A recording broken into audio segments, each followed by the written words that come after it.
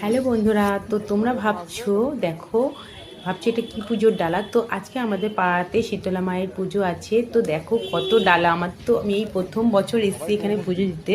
তার আগে আমার শাশুড়ি মা আসতো পুজো দিতে। তো আমি দেখো রাস্তায় বেরিয়ে পড়েছি বাড়ি থেকে কোনো ভিডিও শ্যুট করতে পারিনি আমি।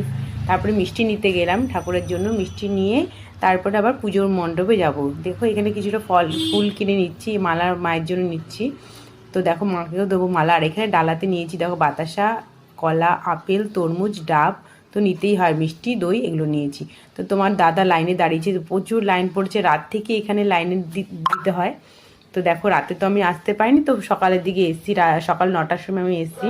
এখানে পরপর কত লাইন দেখতে পাচ্ছ। এখানে দেখো আবার একটা প্রসাদের ঝুড়িতে দেখো প্রজাপতি বসেছে।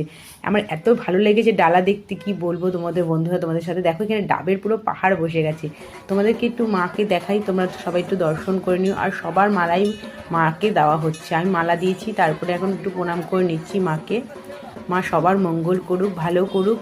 দেখো আর পাটা পুরো শান্ত শিষ্ট হয়ে গেছে একদম। শীতলা মা এমনিই তো ঠান্ডা। তো দেখো সবার মালা দেওয়া হচ্ছে গলাতে মাকে। তোমরা একটু মাকে একটু দর্শন করে নিও। দেখো তোমাদের দাদাভাই তারপরে প্রণাম করতে গেছে, আমার হয়ে গেছে পরে। প্রচুর ভিড়। দেখো মাকে কি সুন্দর লাগছে দেখতে, খুবই সুন্দর লাগছে, মুখটা খুব মিষ্টি লাগছে মায়ের।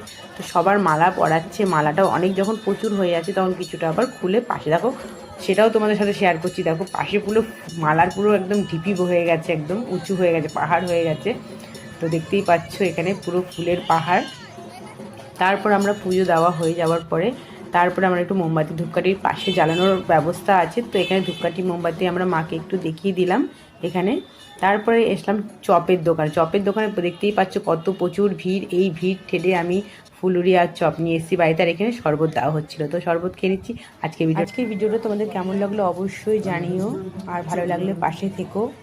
আর চলো আজকের জন্য টাটা, সুস্থ থেকো, ভালো থেকো।